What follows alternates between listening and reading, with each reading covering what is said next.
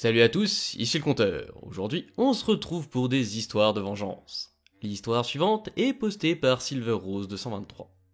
Tout ça est arrivé en 1985, donc avant que les caméras de sécurité ne soient une chose à la portée de tous. Et en plus, ça s'est passé dans le trou du cul du monde qu'est la Géorgie. Ma grand-mère, Clara, m'a raconté que lorsque ma mère, Angela, a eu 19 ans, elle s'est fiancée à un homme, Dick, son vrai nom d'ailleurs. Clara a remarqué qu'il était très contrôlant, c'est-à-dire qu'elle ne pouvait pas utiliser le téléphone, la ligne fixe, et qu'il lui interdisait d'aller à des événements familiaux. La goutte d'eau qui a fait déborder le vase pour Clara, c'est lorsque ma mère l'a appelée au milieu de la nuit en pleurant pour lui dire qu'elle n'en pouvait plus et qu'il la battait. À ce moment-là, ils étaient ensemble depuis presque 2 ans et avaient mon frère aîné. Clara a dit à ma mère d'aller chez mon arrière-grand-père et d'y rester, mais de dire à Dick qu'elle allait chez elle. Ma mère a fait ce qu'on lui a demandé, et Clara a attendu. Dick est finalement arrivé au milieu de la nuit en criant qu'Angela devait rentrer à la maison et arrêter de se comporter comme une enfant. Clara a dit à Dick qu'elle était à l'intérieur. Il est entré et Clara est arrivée derrière lui et il l'a frappé à la tête avec une batte qu'elle avait placée juste derrière la porte.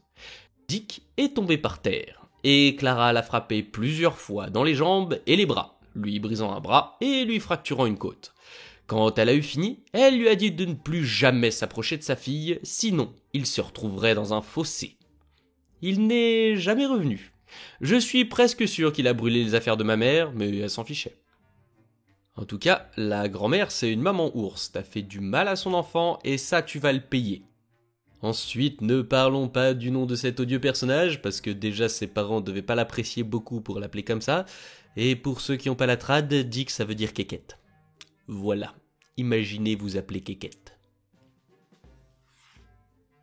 L'histoire suivante est postée par ThroRA Lift. Je suis un homme de 26 ans et j'ai frappé ma sœur de 23 ans pour avoir harcelé sexuellement mon petit ami de 25 ans.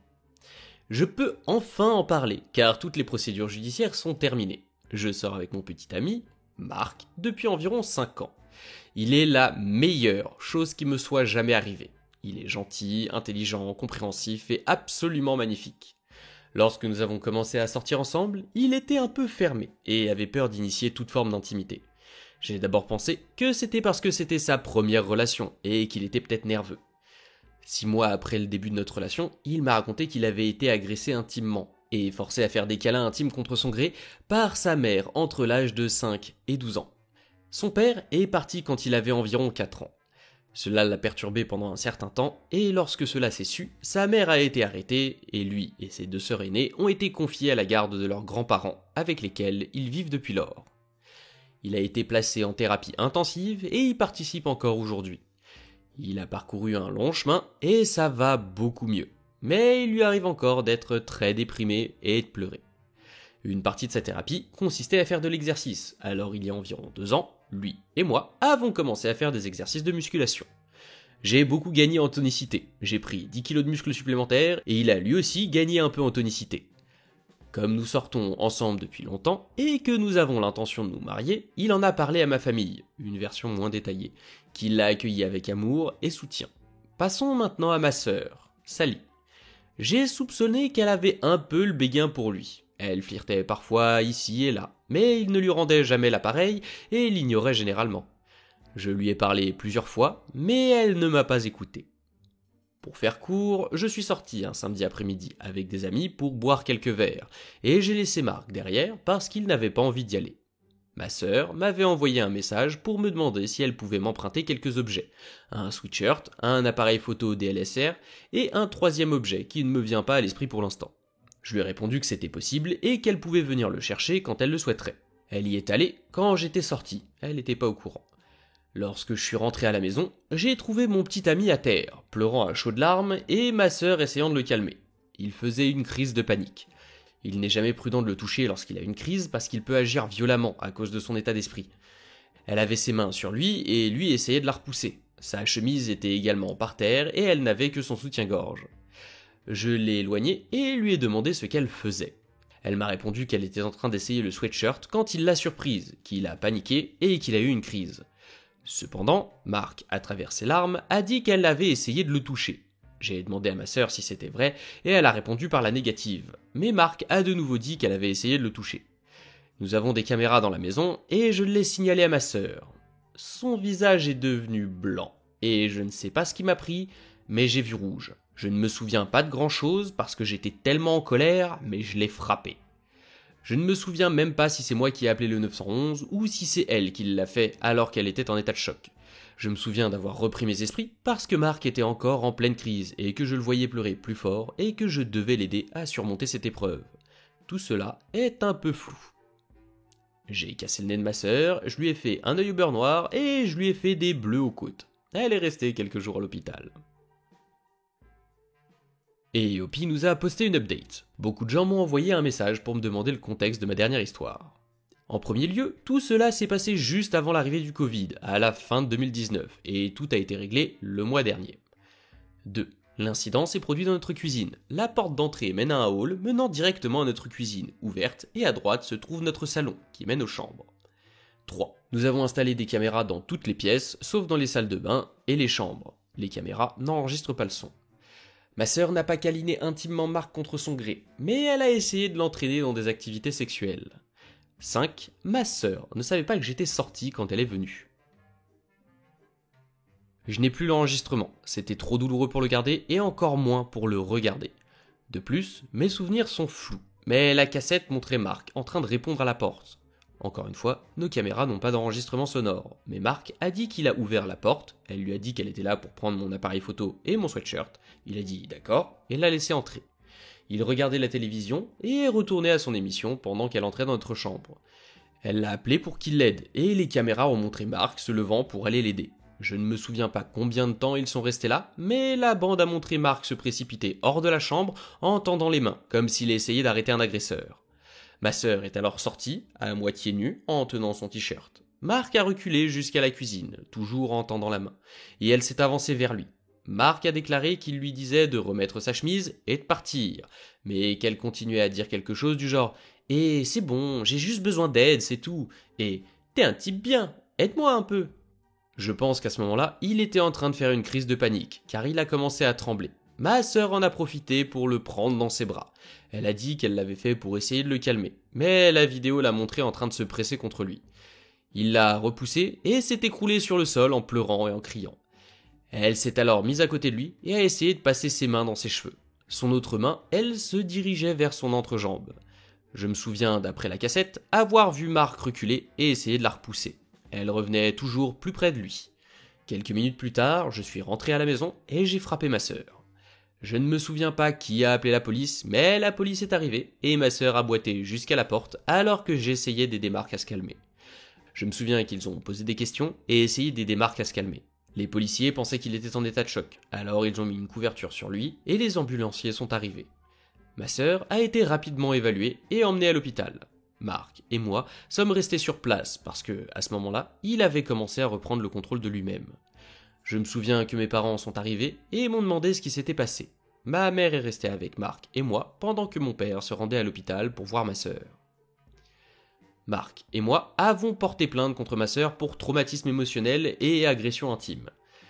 Avec les preuves que nous avions, ma sœur a été condamnée à 60 jours d'incarcération avec une caution de 5 000 $. Personne n'a payé.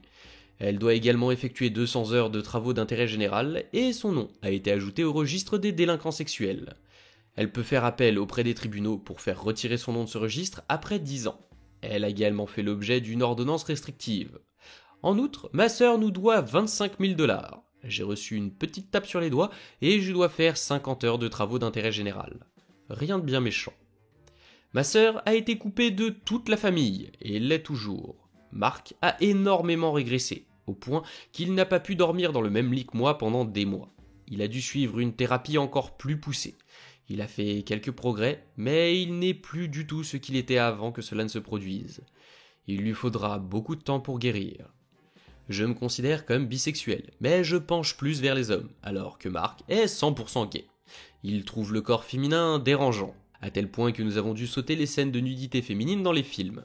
Ma sœur en a entendu parler. Lorsque je lui ai demandé pourquoi elle faisait cela, elle m'a répondu qu'elle pensait pouvoir le faire changer d'avis. Je ne suis pas fier de ce que j'ai fait, mais je ne le regrette pas non plus. la vie, la nature humaine, je dirais, pour ce qui concerne l'attirance, donc que tu sois attiré par le compagnon ou la compagne d'un membre de ta famille, c'est déjà extrêmement déplacé, mais qu'en plus tu agisses là-dessus, ça se passera de mots. Enfin, c'est pas étonnant qu'elle se soit fait mettre à l'écart dans la famille suite à ça. Et puis surtout, on ne se force pas sur quelqu'un. S'il est pas attiré, il est pas attiré. Que ça soit un homme ou une femme, s'il est pas d'accord, il est pas d'accord et ça s'arrête là, point barre. Y a pas à essayer de pousser le truc. Dans ma tête, j'ai le cliché du pilier de bar qui va voir une nana, cette nana qui lui répond qu'elle est pas intéressée parce qu'elle est lesbienne, et le gars qui lui répondrait « Bah mais ça c'est parce que t'es jamais tombé sur un vrai bonhomme ». Non, elle est juste lesbienne et pas intéressée par les hommes, ça s'arrête là. Et c'est valable dans l'autre sens du coup, comme nous le montre cette histoire. Bref, passons à l'histoire suivante qui est un peu plus légère. Elle est postée par Effectif Fixe 3235. C'est l'histoire d'un ami de mes grands-parents. Je n'étais qu'un jeune adolescent, mais vu le résultat, cette histoire est restée gravée dans ma mémoire. Je me suis assis sur cette histoire pendant un certain temps. Mais c'est tellement satisfaisant de voir une bande de Karen se faire avoir que je me suis dit que je devais la partager. Pour les besoins de cette histoire, nous appellerons l'ami de mes grands-parents William. Mes grands-parents connaissaient William depuis très longtemps. Ma grand-mère l'a connu à l'école et mon grand-père l'a rencontré après avoir épousé ma grand-mère. Quoi qu'il en soit, dans les années 60, ma grand-mère était gérante d'un magasin 7-Eleven. William dirigeait une équipe qui s'y rendait tous les jours. C'était la seule station-service dans un rayon de 30 minutes. Alors, tout le monde se connaissait dans cette paisible ville côtière. Un jour, alors qu'il effectuait un travail sur le front de mer, William a glissé, est tombé et s'est cassé le dos. Alors qu'il se remettait de l'opération et qu'il était fauché comme les blés, ma grand-mère s'assurait toujours de lui envoyer quelque chose à manger, qu'elle payait lorsque l'équipe venait prendre ses collations et faire le plein, sachant que William sauterait simplement le repas afin d'économiser l'argent pour sa propre famille.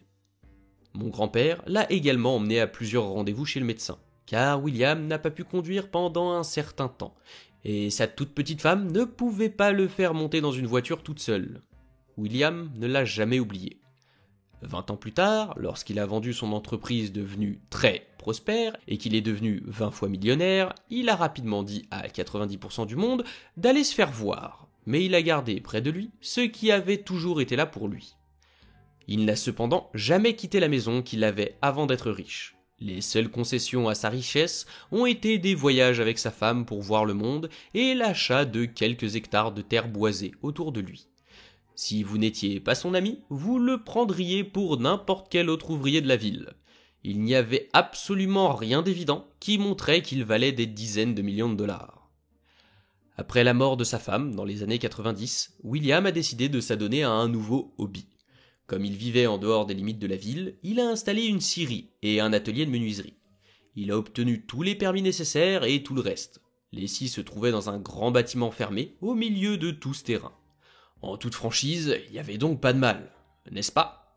Vous avez faux. La famille qui possédait la forêt derrière le terrain de William venait de le vendre à des promoteurs. C'est ainsi qu'est né le nouveau quartier fermé de luxe, le premier de la région. Une pléthore de Tchad et de Karen, pour la plupart originaires du nord, sont venus s'installer dans le sud pour profiter du climat plus clément de la plage toute proche. Il n'a pas fallu longtemps pour qu'il décide de s'offusquer de sa petite entreprise de l'autre côté du mur de 3 mètres de haut de leur quartier parce qu'elle ne correspondait pas à l'image de leur communauté. Vous savez, la communauté dont William ne faisait décidément pas partie. Ils l'ont donc poursuivi en justice. Ils n'ont même pas essayé d'entamer un dialogue avec lui. Ils l'ont tout simplement poursuivi en justice. William était furieux. C'était un plouc typique de la côte, et il ne voulait surtout pas que ces foutus Yankees lui disent ce qu'il devait faire sur sa propre propriété, qui n'était pas située dans les limites de la ville, ni dans une association de propriétaires. William a répliqué, en présentant des études professionnelles sur le bruit, qui montraient que certains enfants du quartier conduisaient des véhicules qui faisaient plus de bruit ambiant que sa petite opération. Non. Les habitants du quartier ont simplement donné plus d'argent aux avocats pour qu'ils poursuivent le procès. Leur plan consistait essentiellement à le saigner à blanc. Leurs avocats, qui n'étaient pas de la région, ont même dit à l'avocat de William qu'il devrait probablement conseiller à son client de fermer son atelier, afin qu'ils ne finissent pas par faire faillite, parce que les ressources mises à leur disposition par les propriétaires étaient conséquentes. En raison de l'environnement relativement modeste de sa maison, les voisins et leurs avocats ne se doutaient pas que l'homme était en fait plus riche que tous réunis. Tout ce qu'ils voyaient, c'était un vieux monsieur qui conduisait un camion déglingué des années 80, portait des jeans Dickies et des chemises de travail, et vivait dans ce qui semblait être une maison relativement modeste, surtout si on la compare à leur Mac Manoir.